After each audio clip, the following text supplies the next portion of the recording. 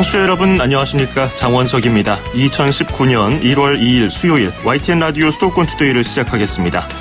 국내외 곳곳에서 예스앱과 인터넷으로 듣고 계신 분들도 반갑습니다. 지난해 2018년 부동산 시장은 그 어느 때보다 뜨겁게 달아올랐습니다. 이후 9.13 부동산 대책 등 정부의 강력한 규제책으로 급한 불은 꺼졌다는 평가가 많습니다. 그렇다면 올해 2019년 부동산 시장은 어떨까요? 잠시 뒤 일부 투데이 포커스에서는 권대중 명지대 부동산대학원 교수 연결해서 올해 부동산 전망을 해보겠습니다. 2부 수도권 행정탐방 코너에서는 서울시 소식, 여기는 수집처입니다 시간에는 경기도 소식을 전해드리겠습니다. 오늘 아침도 서울 기온이 영하 10도 안팎까지 내려갔습니다. 하루 종일 맑은 가운데 바람이 많이 불어서 체감 온도는 영하에 머물겠습니다. 건조한 날씨에 불이 나지 않도록 주의하셔야겠습니다. 이번 추위는 내일 아침까지 이어지겠습니다.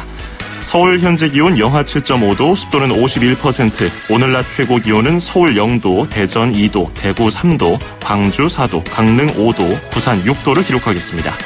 YTN 라디오 수도권 투데이 1부 바로 출발합니다.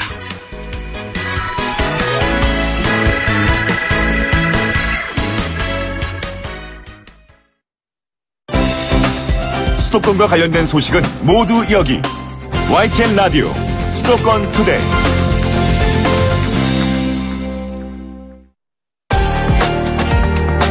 투데이 포커스.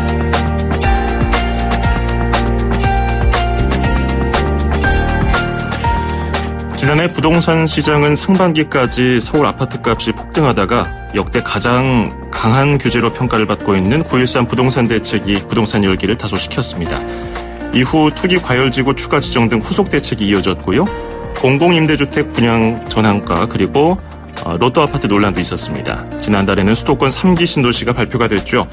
지난 2018년 부동산 시장 한 해를 뒤돌아보고요. 또 새해부터 달라지는 부동산 제도는 무엇이 있는지 또 어떤 흐름을 이어가게 될지 전망해 보도록 하겠습니다. 청취자 여러분 질문이라든지 의견 있으시면요. 짧은 문자 50원, 긴 건 100원이 드는 샵 0945, 우물정 0945번으로 문자 보내주시면 저희가 실시간으로 반영해드리겠습니다. 그리고요.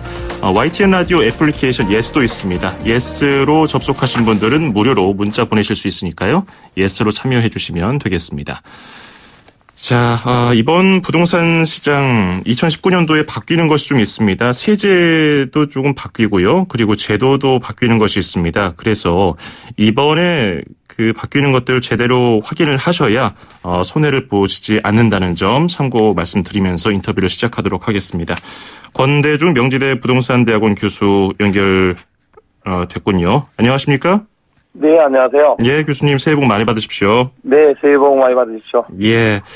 지난 2018년 부동산 시장은 롤러코스터를 탔다고 해도 과언이 아닌 것 같아요. 예. 교수님께서는 지난해 대한민국 부동산 시장 어떻게 평가하셨습니까? 네, 가격적 측면에서 볼 때는 상저하고라고 이걸 말씀드릴 수가 있을 것 같아요. 예. 상반기에는 부동산 시장이 이제 안정화되는 듯 했는데, 6.13 선거 이후에 전반적으로 서울 시내가 가격이 올랐어요. 예. 예, 한마디로 빈대 잡으려다 초과상향 태운 꼴로, 예. 시장을 안정하려다가 오히려 가격이 더 불이 붙었던 그런 한 해가 아닌가. 잡히려는 부동산 시장에 기름을 부은 것이 결국에 이제, 6.13 선거 이후인데요.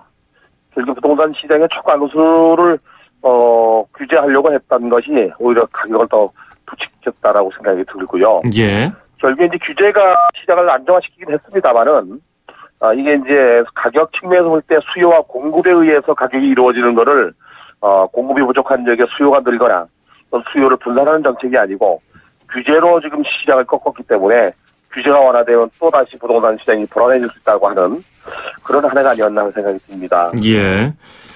지난 한 해 집값을 두고서 상고하저라고 표현을 해주셨는데 9.13 대책 이전까지는 가격이 높다가 이제 좀 나아졌어요. 지금은 좀 시장이 전반적으로 식은 분위기인데 상반기에 네. 그렇게까지 집값이 폭등했던 이유는 뭘로 꼽을 수 있을까요? 지난해 그 가격이 이제 오르고 했던 것은 연초에는 사실 그 안정화로 가져다 했거든요. 예. 지난해 초에 이제 1월 1일부터 재건축 초과이익 환수제가 시행되면서 2월 20일 날 안전진단 강화 대책을 내놨어요, 정부가. 예. 그래서 강남 지역의 재건축 시장이 이제 안정화되기 시작했죠. 그리고 이제 2017년도 파리 대책으로 작년도 4월 1일부터 양도세 중과세가 적용된 지역이 이제 서울 전역과 투기적 투기관리로 진행이 되는데요. 예. 조정대상 구역 이상에서는 양도세 중과세가 지금도 진행되고 있거든요. 예. 4월부터 양도세 중과세 되면서 시장은 어느 정도 안정화됐어요. 그러니까 사실 6.13 선거 이후에 그 박원순 시장이 이제 그 3선에 당선되면서 말 한마디가 용산구라든지 또는 여의도, 영등포 지역에 이제 일파만파가 됐던 거죠. 예. 서울역과 용산역 지하 사업이라든지 여의도를 뭐 싱가포르의 마리나베이 샌즈 호텔처럼 그렇게 그 리조트로 개발하겠다는 것 때문에 주변 지역의 집값이 오르고 이게 아마 가장 큰 원인이 아니었나. 그래서 마포, 용산 그 영등포 쪽에 가격이 오르니까 주변 지역이 덩달아 오르는 소위 말하는 갭매우식 가격 상승이 저희 학교가 있는 용평구 같은 경우는 큰 개발 호재가 있는 건 아닌데도 불구하고 전반적으로 가격이 올라서 서울 시내가 그동안 1.5배, 2배씩 호가가 오르는 그런 현상이 나타나지 않았나. 이전에 그 문재인 대통령이 작년, 재작년 그 5월 9일날 취임한 이후에 집가 상승을 보면 작년 6월달 이후 7, 8, 9가 가장 많이 올랐답니다. 예. 네. 알겠습니다. 근데 그 9.13 부동산 대책을 시작으로 정부 규제가 계속 이어졌고요. 집값은 네. 어쨌든 떨어졌어요.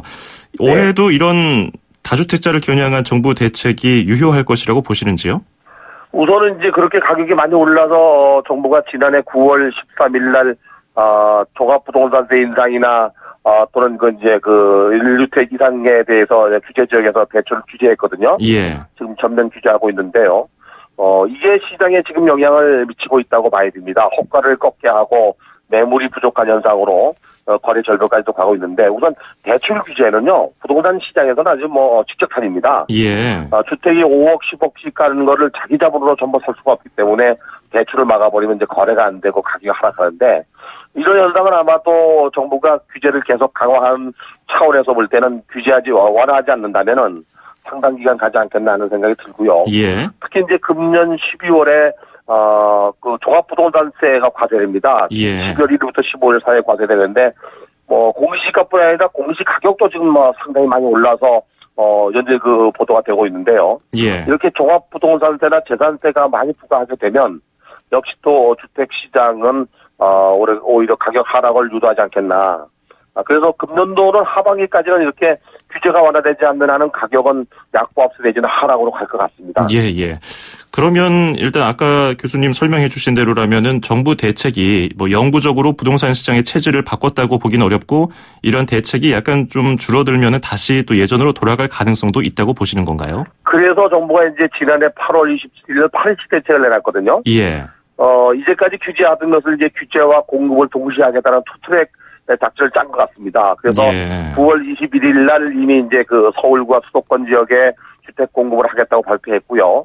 12월 13일 날은 12월 19일 날은 정부가 이제 3기 신도시를 발표했죠. 예. 그래서 이제 규제는 규제대로 가서 가격을 안정시키고 뒤따라서 이제 공급이 부족한 지역에 공급을 하겠다는 게 정부의 그 보관인데. 예. 이제 물론 이제 정부의 보관대로 시장이 계속 안정되면 좋은데 신도시 같은 경우는 적어도 공급이 5, 6년 정도 걸리거든요. 예. 그래서 그때까지 계속 그렇다고 해서 부동산 시장을 규제할 수 없기 때문에 유동 자금이 많기 때문에 부동산 시장은 언제나 불안하죠. 예. 네. 그러면 강남 쪽은 어떨까요? 이제 그 새해에는 계속해서 또 정부가 계속해서 이런 기조를 유지할 것이고요. 강남 부동산 불패 계속 될까요? 현재 그 신규 분양 시장에서도 고가 주택이 9억 원인데요. 9억 원 넘는 경우는 대출을 좀 안 해주고 있거든요. 예. 무주택자도 물론 주택이 있는 경우는 어렵지만은 주택이 있는 경우는 이제 전출을 가거나 60대 이상 부모를 모시는 경우만 주택이 없어야 됩니다만은 부모가 대출 해주고 나머지는 안 해주고 있어요. 강남 지역은 이제 돈 많은 사람들의 5억, 10억은 돈이 적을 수 있겠지만 대다수 국민들은 엄청난 돈이거든요. 그럼요. 그래서 강남 지역의 일부 지역을 빼고는 강남 지역도 예외는 아니라고 생각이 돼요. 예. 얼마 전에 그 재건축 일반 분양분에 대해서 5가구 중 1가구가 대출이 안 돼서 계약을 포기했다고 하는 보도가 나왔는데, 일부 사람들은 여전히 그 돈이 있는 분들은 대출에 관계없이 주택을 구입할 수 있겠지만 역시 강남도 예외는 아니라고 생각이 됩니다. 예.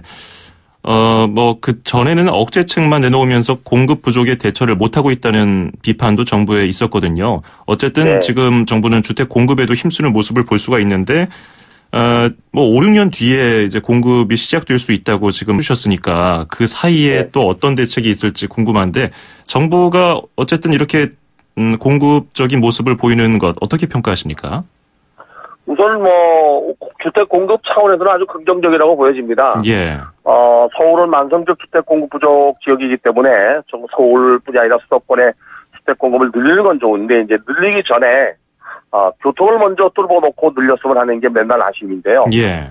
단기적으로 볼 때는 주택 공급 자체가 수요를 대기 수요로 눌러앉게 하기 때문에 재고주택 시장을 좀 안정화시키는 역할을 하고요. 예. 그다음에 이제 그 공급되는 주택이 위치에 따라서 또 과열되거나 과열되지 않는 그런 현상들이 나타나기 때문에 예. 우선 그런 걸 미리 그 사전에 예방하고 해야 되는데 이번 같은 경우 3기 신도시를 국토교통부가 발표하면서 토지 거래 허가 지역으로 지정을 했어요. 아주 잘한 것 같아요. 투기를 막기 위해서 그렇게 했는데 역시 이제 서울시도 마찬가지로 그동안 반관은 아니지만은 가격을 붙이겠다는 원인을 제공한 게 사실인데 예. 이번에 그 신도시를 국토부가 발표하면서 뒤따라서 서울시도 유휴부지나 짜투리 땅을 이용해서 주택을 공급하거나 또는 뭐 준주거지역이나 상업지역의 용적률을 높여서 임대시설을 공급하겠다고 하는 내용들.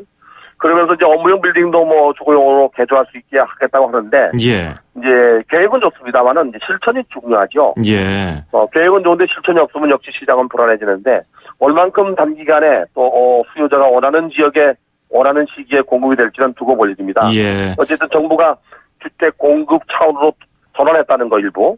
그런 매우 서민들 입장에서 볼 때는 긍정적인 효과가 나타날 거라고 보여집니다. 예, 이번에 3기 신도시 발표할 때 지자체장들도 함께 참여를 네. 해서 방금 말씀해 주신 2022년까지 공공주택 서울에 8만 호 공급하겠다는 계획 박원순 서울시장이 발표를 했는데요.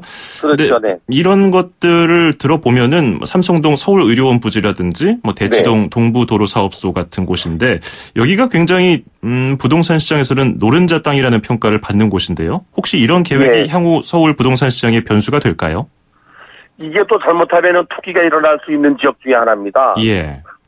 삼성동의 서울의료원 부지는 상강 옆에 있고 또 동부사업소도 도로사업소도 굉장히 좋은 자리인데 이런 땅들은 세대수가 많지 않기 때문에 분양을 하게 되면 일반 분양번호로 분양을 받은 사람은 바로 로또가 됩니다. 이게. 예. 그러다 보면 프리미엄이 붙고 과열 경쟁이 되는데 차라리 제 개인적인 생각은 그런 땅들은 오히려 영구 임대주택을 지어야 된다는 생각이 들어요. 예. 서민들도 강남에 살 권리가 있거든요. 그러면서 이걸 분양하지 않으면 투기가 일어나지 않을 수 있거든요. 주변 지역의 집값보다는 워낙 싸게 분양할 텐데 받고 돌아서서 매매 차익이 벌어질 수 있기 때문에. 예. 근데 이번에 서울에서 지금 계획하고 있는 유효부지나 짜투리 땅 또는 이 고수부지 같은 위에다 건물 짓겠다는 건 전부 임대주택입니다. 예. 그래서 일단은 삼성동이나 또는 동부도로사업소 같은 경우는 임대주택을 질 걸로 보여지는데 그런다면 서민들에게도 상당히 좋은 공급이 아닌가 하는 생각이 듭니다. 그렇군요. 서울 얘기가 나왔으니까 추가적으로 얘기를 해보면 재건축이라든지 네. 재개발은 좀 규제책을 좀 선호하고 있잖아요. 서울의 경우. 네, 서울시는 그렇게 이제 정책을 끌고 가고 있죠. 예. 근데 이런 가운데 다른 공간을 개발한다는 건데 이런 부분에서 상충되면서 발생하는 갈등 같은 건 없을까요? 사실은 서울시에 사는 사람들 중에서 서민층 주택가에 계시는 분들은 대부분 재건축 재개발을 원합니다. 예. 근데 이제 서울시가 600년 고도의 도시라는 것 때문에 문화를 보호하고 지역을 개선하기 위해서 주거환경 개선 차원에서 철거를 하고 새로 짓는 것보다는 기존 도시의 삶의 질을 높이는 쪽으로 가고 있거든요. 예. 그래서 우리가 도시생 뉴딜 정책을 하고 있는데 이게 옳은 일인지 아니면은 헐고 새로 짓는 거가 옳은 일인지는 판단할 일이지만 일부 개선이 되지 않는 지역은 차라리 재개발 재건축을 통해서 주거 환경을 개선하고 주택 공급을 늘리는 차원도 나쁘진 않다고 생각이 됩니다. 예. 단지 이제 경관 사업이나 또는 지역을 보존하면서 보존적 가치가 있는 지역은 당연히 서울시가 원하는 대로 가야 되겠죠. 예. 그래서 재개발 사업을 하면서 또 주택 공급이 늘어나거든요. 그래서 예. 이 병행해서 사용했으면 좋겠습니다. 그렇군요. 네. 이번에도 서울시는 그린벨트를 건드리지 않았어요. 계속해서 이런 기준을 유지할까요? 아마도 박원순 시장이 재임하는 동안은 그럴 거라고 보여집니다. 예. 환경단체도 그렇고 저희 전문가들도 보면은 서울시 주변 지역의 개발 제한 구역, 소위 그린벨트는 서울 시민의 허파거든요, 이게. 예. 근데 이제 문제는 이제 그 개발 제한구로서의 용도를 다하지 못하는 지역이 있습니다. 예. 농지가 농지로서의 효용성을 잃어버리는 지역, 나무가 없는 지역, 이런 지역은 식수를 하지 않을 바에야 도시 용지로, 도시 토지로 이용하는 것도 나쁘진 않다고 생각하는데, 서울시도 아마 당분간은 그린벨트 해제를 반대하고 있기 때문에 이런 기조는 유지될 거로 보여집니다. 예.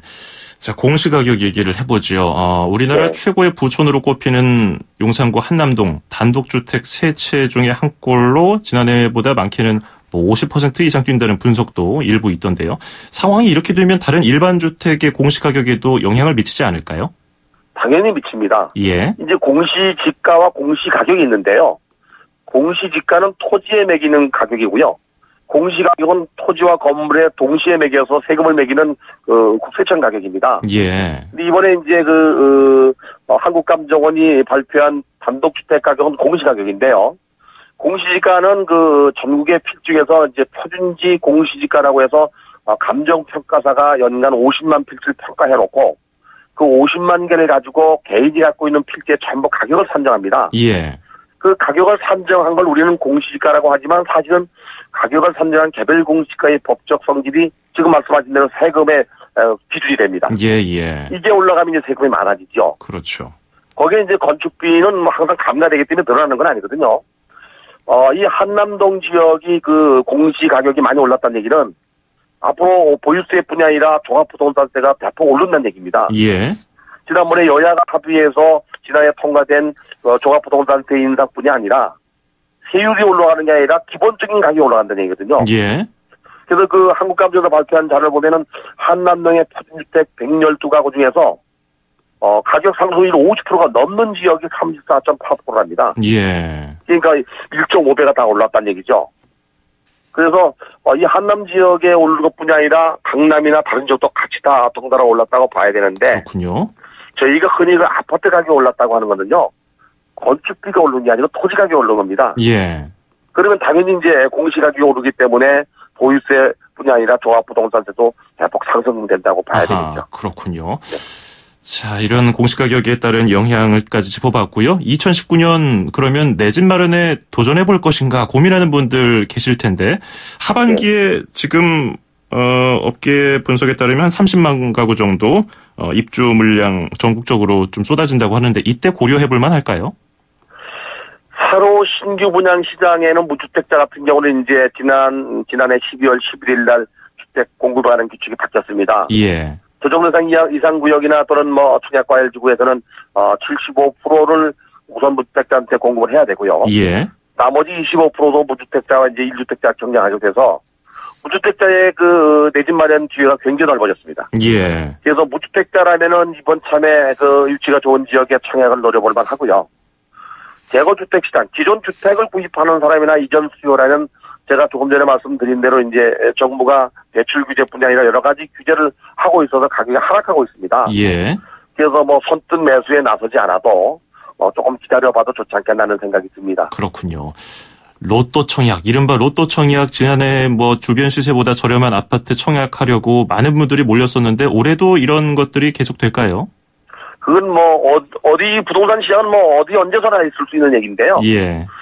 유동성 자금이 많은 데다가 위치가 좋은 지역, 향후에 집가가 상승한다면 그 지역은 당연히 사람들이 몰려서 로또가 될 수가 있는데 특히 이제 정부가 금년 1월 1일부터 오늘부터네요. 지난해까지는 부장원가 공개가 12개 항목이었습니다. 예. 근데 오늘부터 62개 항목으로 늘어납니다. 예. 이 부장원가를 공개한다는 얘기는 높은 고분양가를 막겠다는 게 첫 번째 취지거든요. 그러면서 이제 집가 안정이나 주택 가격 안정인데요. 이렇게 이제 낮은 가격으로 분양하게 되면 기존 주택 가격이 내려가지 않는 한 기존 주택보다 낮은 가격으로 분양받으면 그 차익이 바로 로또가 되거든요. 예. 이래 되면은 청약 시장도 물론이고 재고주택 시장도 영향을 받을 수 있는데 위치가 좋은 지역은 가격이 당연히 좋고 교통이 편리한 지역도 가격은 당연히 높아지거든요. 예. 그래서 이런 현상을 없애려면 주택 공급이 늘어나거나 아니면 수요를 분산하거나 그래도 아니면은 교통을 원활하게 만들면 좀 많이 희석되거든요. 예. 향후에도 상기 신도시뿐이 아니라 위치가 좋은 지역은 낮은 가격으로 분양하게 되면 로또 청약은 분명히 나타날 수밖에 그렇군요. 없습니다. 자, 이제 청약 제도가 점점 더 무주택자 위주로 개편이 되고요. 기존의 네. 주택을 가진 분들은 청약 문턱이 더 높아지게 될 텐데요. 그러면 지금 이제 수도권에서는 다주택자 양도세 중과 시행이 본격화됐고요. 종부세도 개편이 됐어요. 올해 바뀌는 세금 제도 중에서 주의 깊게 살펴봐야 할 건 뭐가 있을까요? 가장 중요한 거는 아무래도 이제 종합부동산세가 굉장히 강화됐다는 거. 예. 그리고 무주택자 입장으로 된 청약제도가 많이 바뀌었다는 거. 네. 그 다음에 기존 주택을 갖고 있는 분들은 크게 변한 건 없습니다. 양도세 중과세가 그냥 진행되고 있기 때문에. 예. 특히 이제 무주택자에게 희소지라고 할 수 있는 것은 청약제도가 조금 전에 말씀드린 대로 아주 대폭 바뀌었습니다. 예. 지난 12월 11일부터 시행한 주택 공급에 관한 규칙 개정안이 이제 시행되고 있기 때문에 투기과일지구에서 80제곱미터 이하 국민주택 규모 이하는 100% 청약 가점제로 공급이 됩니다. 예. 그리고 거기에 75%가 무주택자한테 우선 공급하게 돼 있고요. 이제 중요한 것은 그동안 분양권이나 입주권도 주택으로 간주하지 않았는데 이제 간주가 됩니다. 예. 그거 주택으로 치게 되고요. 또 하나는 이제 신혼부부 희망주택도 역시 7년 이내에 주택을 가진 경험이 있는 사람들은 이게 주택으로 산정돼서 분양받을 수가 없습니다. 예. 이것뿐이 아니라 여러 가지 제도 개편이 많이 있습니다만은 소득세법도 개정이 돼서 지금까지는 2천만 원 이하의 비과세가 1,000만 원 이하로 줄고요. 그래서 부동산 시장에서는 호재보다는 악재가 더 많지 않나 하는 생각이 듭니다. 그렇군요. 이거 실거래가 신고 기간도 30일로 축소됐는데 그렇죠, 네. 15일로 단축하는 방안도 검토하고 있다면서요. 있는데요. 예. 네, 의미가 있는데 부동산을 거래하게 되면 이제 계약금을 내고 중도금 잔금을 낸 이후에 잔금과 등기일로부터 빠른 날짜부터 60일 이내에 실거래가 신고를 하게 돼서 고내에 이제 취득을 신고를 하거든요. 예. 이게 지금 말씀하신 대로 이제 30일로 줄어듭니다. 예. 두 가지 측면에서 보면은 하나는 이제 매매 차익을 노리지 못하도록 만드는 것도 있고요. 또 한 가지는 주택 시장에서 이 정보를 제공할 수 있고 이 시장을 판단하는데 좀 빨라졌죠. 예. 네. 그렇군요. 자, 이제 올해는 2020년 21대 총선을 한 해 앞두는 해이기도 하고요. 남북 관계도 있고 또 세계 경기도 좋지 않아서 우리나라에도 영향을 줄 텐데 올해 부동산 국내 시장에 가장 큰 영향을 줄 변수로 뭐를 꼽으시겠습니까? 대외적으로는 수출이 작년에 세계 6위로 많이 늘었다고는 합니다만은 미중 문제가 잘 해결돼야지 우리에게도 좋은데요. 예. 내수 경제 침체가 첫 번째 이제 부동산 시장에 영향을 미칠 것 같고요. 네. 그래서 유동 자금이 산업 자금으로 안 가거든요, 지금. 예. 가장 큰데요. 거기다가 이제 금년도에 20조 넘게 이제 보상 금액이 풀릴 계획입니다. 그래서 이제 늘어나는 유동 자금이 부동산 시장에 영향을 줄 것 같고요. 예. 정부 입장에서 볼 때는 3기 신도시를 발표했습니다만은 일단은 하여간 부동산 시장 규제가 계속될 거라는 거. 예. 대출 규제가 계속될 거라는 게 부동산 시장에선 악재로 작용할 수 있고요. 예. 또 하나 이제 미국이 금리를 한두 번 더 올리게 되면 우리도 따라 올리는 금리 인상 문제. 이거 말고도 여러 가지 부동산 시장에는 여러 변수가 있는데 가장 큰 변수가 아마도 대출 규제가 아니냐 하는 생각이 듭니다. 그렇군요. 예, 오늘 짧은 시간에 여러 가지 잘 짚어봤습니다. 오늘 도움 말씀 잘 들었습니다. 고맙습니다. 네, 감사합니다. 네, 지금까지 권대중 명지대 부동산대학원 교수였습니다.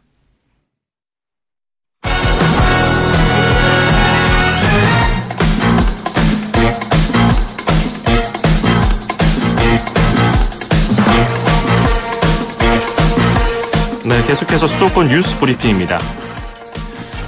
서울시 교육청은 2019년 시행하는 제1회 검정고시부터 고등학교 졸업 학력 검정고시 응시 수수료 2만 원을 면제한다고 밝혔습니다. 이번 응시 수수료 면제로 해마다 고졸 검정고시에 지원하는 8,500명이 혜택을 볼 것으로 예상됩니다. 경기도는 중증 가스 중독 환자의 신속한 치료를 위해서 수도권에서는 처음으로 다인용 고압 산소 치료기를 도입하기로 했습니다. 경기도는 현재 서울과 경기, 인천 지역 병원 5곳에 있는 고압 산소 치료기는 모두 1인용으로 의식이 없는 중증 환자 치료에 적합하지 않아서 다인용 고압 산소 치료기가 필요하다고 밝혔습니다. 인천시 강화구는 3월 15일까지 농어촌 민박업소 634곳을 점검하기로 했습니다. 이번 점검에서는 보일러 환기 상태와 배기관 연결부 적정 여부, 소방시설 관리 실태, 전기 가스 관리 체계 등을 중점적으로 살피게 됩니다. 앞으로 서울 사대문 안의 차량 운행 속도가 시속 50km 이하로 제한됩니다. 서울시는 새해부터 사대문 안의 제한 속도가 기존 최대 시속 60km에서 간선도로는 시속 50km, 이면도로는 시속 30km로 낮아진다고 밝혔습니다. 또 1월부터 서울 민간 가정 어린이집을 이용하는 만 3세에서 5세 아동의 부모 부담금과 정부 지원 보육료의 차액을 전액 지원해서 100% 무상으로 이용할 수 있도록 했습니다. 경기도가 도내 위인들의 이름을 딴 도로와 각 위인들의 삶을 소개하는 이색 동화책을 발간합니다. 경기도는 도로명 주소의 부역 원리와 보는 방법에 대한 설명 차원에서 동화책을 발간하게 됐다고 설명했습니다. 동화책 너 이름이 뭐니는 이달 말까지 경기도청과 각 시군 민원실에 배부될 예정입니다. 인천 도심 과밀학급 해소를 위해 짓고 있는 이른바 서창삼 초등학교의 개교 시기가 개학 2달 뒤로 미뤄지면서 학생들의 불편이 우려됩니다. 인천시 교육청은 서창삼 초등학교는 애초 3월에 정상적으로 문을 열어야 하지만 시공업체의 채무 문제로 하청업체 대금이 제대로 지불되지 않아서 준공 시기가 미뤄졌습니다. 내년부터 서울시 금고지기가 우리은행에서 신한은행으로 바뀝니다. 이에 따라서 시스템 전환을 위해 오늘 자정부터 오전 9시까지 33시간 동안 서울시의 세금 납부 서비스가 중단됐습니다. 지금까지 수도권 뉴스 브리핑이었습니다.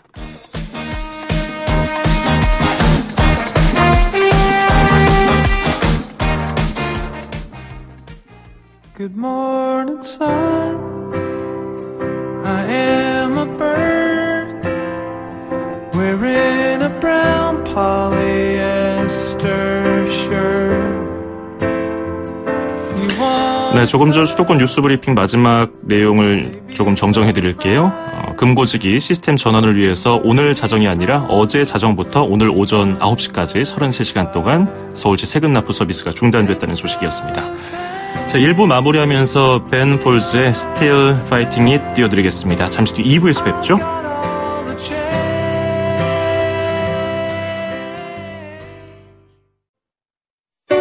2,500만 수도권 청취자를 위한 모든 소식이 한자리에 YTN 뉴스 FM 수도권 투데이.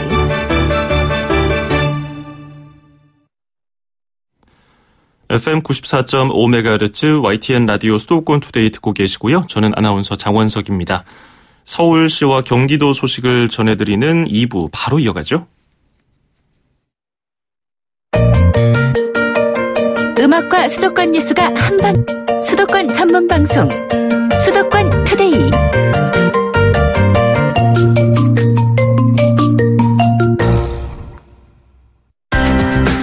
서울, 경기, 인천 찍고 수도권 정부의 핵심이 바로 여기에 수도권 행정탐방. 수도권 행정탐방 서울시 소식 들어보겠습니다. 일상생활 속에서 궁금한 내용이 생기면 어디에다 물어봐야 하는 건가 이런 고민이 될 때가 있는데요. 서울시에서 올해 2019년에 달라지는 내용을 모아서 전자책을 발간했다고 합니다. 이용 방법 등 여러 가지 소식 천세은 서울시 기획조정실 기획담당관 기획관리팀장과 함께 알아보겠습니다. 팀장님 안녕하세요. 네, 안녕하세요. 새해 복 많이 받으십시오. 예, 팀장님도 새해 복 많이 받으십시오. 네. 지난해 12월 28일에 2019 달라지는 서울 생활이 발표됐는데요. 어떤 내용이 담겨 있는지부터 청취자분들께 소개해 주실까요? 네네. 먼저 달라지는 서울 생활은 매년 서울에서 새롭게 추진하는 사업, 그리고 개관하는 시설, 달라지는 제도 중에서 시민 생활에 도움이 되는 정보 위주로 소개를 하고 있는데요. 네. 이번 2019 달라지는 서울 생활은 미래 서울, 안전 서울, 복지 서울, 균형 서울, 그리고 민주서울의 5대 분야 44건으로 구성을 했습니다. 대표적인 내용 몇 가지를 말씀해 드리면요. 시민과 소상공인 편의를 위한 제로페이 서울 도입, 서울시 사회서비스원 설립, 그리고 서울 돌봄 SOS 센터 설치, 그리고 4대 문안 제한속도 변경 등이 있습니다. 예. 2019 달라지는 서울 생활에 어떤 내용이 들어있는지 간략하게 설명해 주셨는데요. 그중에서 또 눈에 띄는 것이 서울시가 또 공무원들이 열심히 돌아다니면서 홍보를 하고 있는 제로페이. 이 제로페이에 대해서 좀 더 설명해 주실까요? 네네. 서울시는 어려운 상황에 놓인 소상공인들의 결제 수수료 부담을 덜어주기 위해서요. 지난 12월 20일부터 제로페이 서울 서비스를 제공하고 있는데요. 제로페이 서울을 사용하시면 소비자는 40% 소득공제 혜택을 받으실 수 있고요. 판매자는 최대 0%까지 수수료 부담을 덜 수 있습니다. 사용 방법은 아주 간단한데요.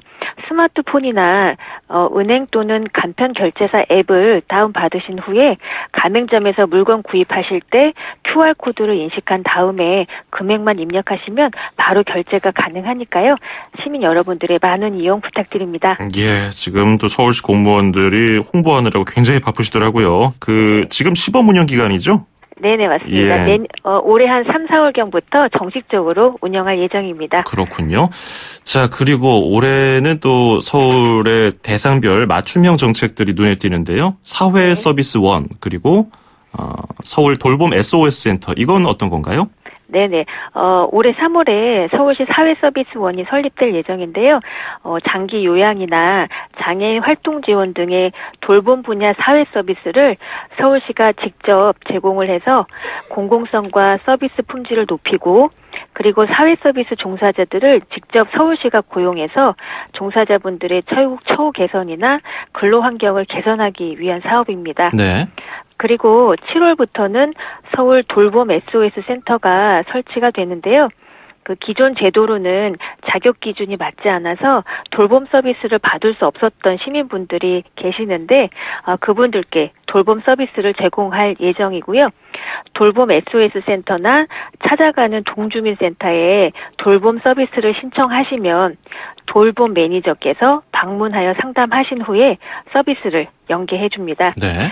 그리고 지원되는 서비스로는 요양보호사의 신체 수발이나 활동 지원 등의 긴급 돌봄 서비스, 그리고 영양상담이나 치매 조기 발견 등의 일반 돌봄 서비스, 그리고 병원을 동행한다든지 청소를 도와드리는 등의 일상 돌봄 서비스가 있습니다. 예. 자, 그리고 또 지금 청취자분들을 위해서 몇 가지 한 2가지 정도 정보를 더 알려주신다면요? 네네. 올해 보행자를 보호하기 위해서 우리 서울시 사대분 안에 제한 속도가 변경이 됩니다. 그래서 사대분 안에 간선도로는 시속 50km, 그리고 이면도로는 시속 30km로 제한 속도가 낮아집니다. 예. 3월까지 교통안전표지나 노면표지 등의 시설의 설치 공사가 마무리될 예정이고요. 공사가 끝난 이후부터는 저희가 과속 단속 카메라 등으로 제한 속도 단속이 이루어지니까요. 시민분들의 50km 미만의 속도 운전 부탁드립니다. 예. 올림픽대로에는 뭐 달라지는 거 없습니까? 네. 출퇴근길의 교통 혼잡을 덜어주기 위해서요. 9월부터 올림픽대로에서 여의도 간의 진입 램프와 위례 신도시 동부 간선도로의 진출입 램프가 새로 설치가 됩니다. 네. 이 2019 달라지는 서울 생활 어디서 내용 확인할 수 있는지 끝으로 알아볼까요? 네. 저희 서울시의 전자책 서비스 홈페이지나 저희 서울시 정보소통광장 홈페이지를 통해서 누구나 열람하실 수가 있고요. 그리고 구청이나 동주민센터 민원실, 공공도서관 등에서도 책자로 열람하실 수 있으니까요. 시민 여러분들의 많은 이용 바랍니다. 네, 서울시 홈페이지 들어가시거나 민원 하러 가셨을 때 공공기관에서 한 번쯤 훑어보시면 도움이 많이 될 것 같네요. 네, 오늘 말씀 잘 들었습니다. 고맙습니다. 네, 감사합니다. 네, 지금까지 천세은 서울시 기획조정실 기획담당관 기획관리팀장이었습니다. 출입처 기자들의 수첩을 살짝. 가장 빠른 수도권 소식을 전해드립니다. 여기는 출입처입니다. 네, 계속해서 여기는 출입처입니다. 경기도 소식 들어보겠습니다. YTN 김학무 기자 연결되어 있습니다. 안녕하세요. 네, 김학무입니다. 예, 새해 복 많이 받으십시오. 네, 새해 복 많이 받으세요. 예, 이제 2019년 새해를 맞아서 지난 한 해 경기도지사 이재명 지사의 경기도정이 어땠는지부터 살펴보려고 하는데요. 7월에 취임을 한 뒤에 한 반년 정도 어땠습니까? 네, 이재명 지사는 지난 7월 1일 취임했는데 16년 만에 보수정당이 아닌 진보정당 소속 도지사가 경기도를 맡게 된 겁니다. 예. 이 지사는 이전에 성남시장 때부터 그 각종 튀는 정책으로 그 언론과 세간의 그 관심을 많이 받았었는데요. 지사에 취임하고서도 이런 관심은 계속 이어졌습니다. 민선 7기 도정의 3대 핵심 가치인 공정과 복지, 평화를 주제로 혁신적인 정책을 새로 선보여서 그 관심을 많이 끌었는데요. 가시적인 성과가 나타나기도 했습니다. 예. 가장 눈에 띄는 정책이 복지와 부동산 정책이라고 할 수 있는데요. 이 지사의 3대 무상복지 사업을 내년부터 시행하기 위한 준비를 마쳤고요. 군 복무 중인 청년들에게 상해보험 혜택을 주는 사업은 지난달부터 이미 시작되기도 했습니다. 예. 부동산 정책은 아직도 논란이죠? 그렇습니다. 이 지사는 다양하고 새로운 부동산 정책들을 시도하고 있는데요. 지난 9월부터 아파트 후분양제와 공공건설 원가 공개, 또 표준 시장 단가 도입 등을 강력히 추진하고 있습니다. 예. 우선 경기도와 경기도시공사가 계약한 계약금 10억 원 이상 공공건설 공사 원가를 홈페이지에 공개해서 주목을 받기도 했는데요. 앞으로는 민간건설사의 아파트 공사 원가도 공개하는 방안을 추진하고 있습니다. 여기에 100억 원 미만 공사에 대해 표준 시장 단가 도입을 시도하고 있는데 건설업계가 반발하고 나서고 있고요. 도의회 일부 위원회 반대도 있어서 아직 성사되지는 않았지만 계속 시도되고 있습니다. 예. 그 외에 경기도가 추진하고 있는 정책은 뭐가 있습니까? 네, 이 지사가 강조하는 그 도정의 주제는 그 공정복지 평화인데 이와 함께 억강부약이라는 단어도 자주 나옵니다. 예. 강자를 누르고 약자를 돕는다. 이런 뜻인데 이에 따라서 조세 정의 실현을 위해서 고액 세납자에 대한 압박을 강화하거나 불법 고금리 사채 근절 이런 사업 등에 나서고 있는데요. 또 환자 인권 보호 차원에서 도리 무료를 시작으로 그 수술실 내에 CCTV를 설치 시작해서 새해에는 이를 더 확대할 계획입니다. 예. 산하 공공기관들의 특혜 채용에 대해서도 전수조사를 통해서 근절한다는 방침이고요. 반면에 청소원 등 도청 내 현장 근무자들의 근무 환경을 개선하고 여성 공무원에 대한 파격적인 승진도 시행하고 있습니다. 이 밖에 소상공인 지원을 위한 지역 화폐 발행 확대, 또 노동인권센터 설립, 24시간 운영 닥터 헬기 도입, 남북교류 적극 추진 등도 손꼽을 만합니다. 예. 이런 여러 가지 정책을 추진하고 있는 이 지사지만은 지난해에는 검찰 기소 등으로 굉장히 어수선한 한 해를 보냈잖아요.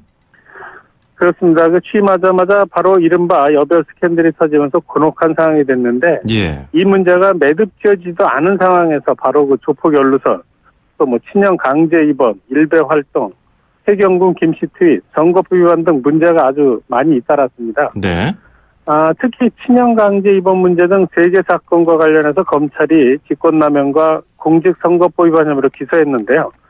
이 때문에 경기도정은 안 보이고 이 지사 스캔들만 보인다. 이런 지적이 많았습니다. 예. 민선 7기 경기도의 혁신적인 정책들이 이 지사 스캔들에 가려서 빛을 잃었다는 뜻인데요.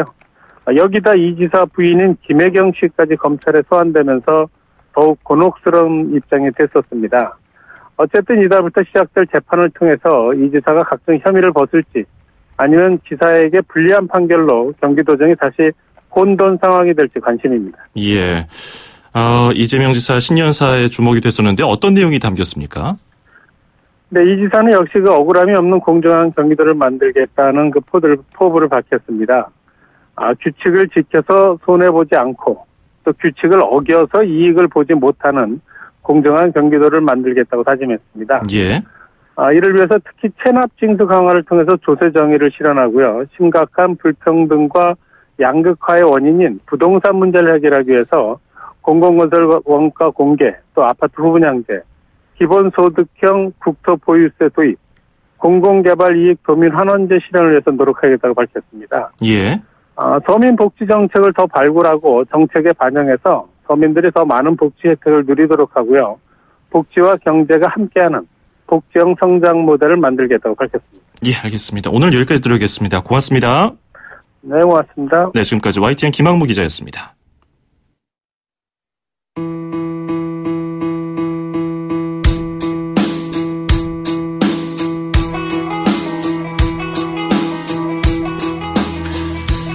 1월 2일 YTN 라디오 수도권 투데이 마치겠습니다. 올 한 해 기쁜 일 많이 있으시길 바라겠습니다. 끝으로 들으실 노래는 후바스탱크의 The Reason인데요.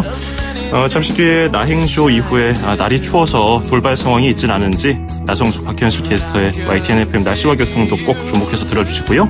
저는 내일 아침 9시 10분에 뵙도록 하겠습니다. 장원석이었습니다. 고맙습니다. those things to you.